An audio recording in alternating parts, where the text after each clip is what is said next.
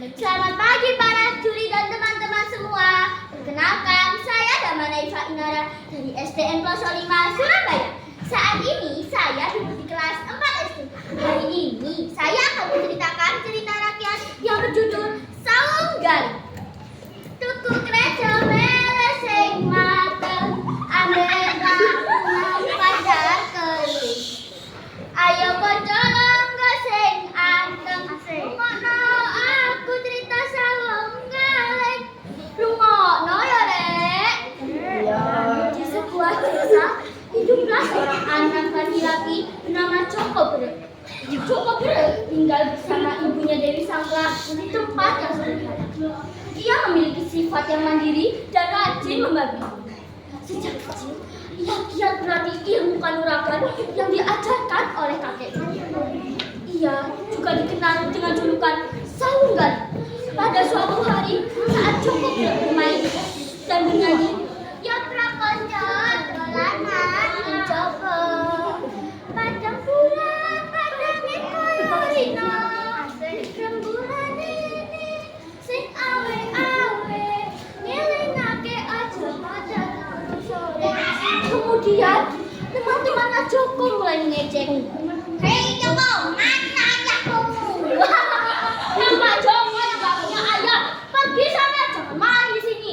Joko Brek terdiam, hatinya terasa sedih. Lalu ia pulang dan bertanya kepada ibunya, "Bu, siapa sebenarnya ayahku?" Dewi Sangla menjawab dengan lembut, "Den, saatnya kau tahu siapa ayahmu sebenarnya. Ayahmu adalah Adipati di Surabaya. Namanya Adipati Jayabrono." Joko Brek mendengar hal itu sangat terkejut. Ternyata selama ini ia memiliki ayah. "Kalau begitu Bu, aku akan pergi menemui ayah. Mohon doa restu Bu." Kemudian ibunya memberikan selendang Dinda Puspita pemberian Adipati Jayabrono dulu. "Bawalah ini sebagai bukti doa ibu menyertaimu." "Baiklah Bu."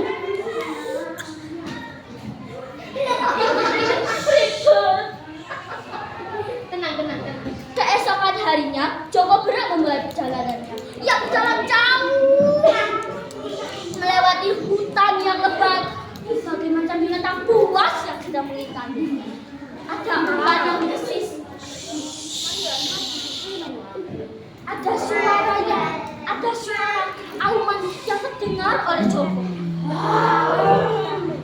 Tetapi hati Joko tak gentar sedikit pun. Rasa lelah pun tak dipedulikan oleh. Berkat keteguhan hatinya, ia sampai di Kadipaten Surabaya dengan selamat. Ia segera menemui Adipati Jayabrono sambil menunjukkan selendang yang dia bawa. Adipati Jayabrono langsung mengetahui bahwa Joko adalah anaknya.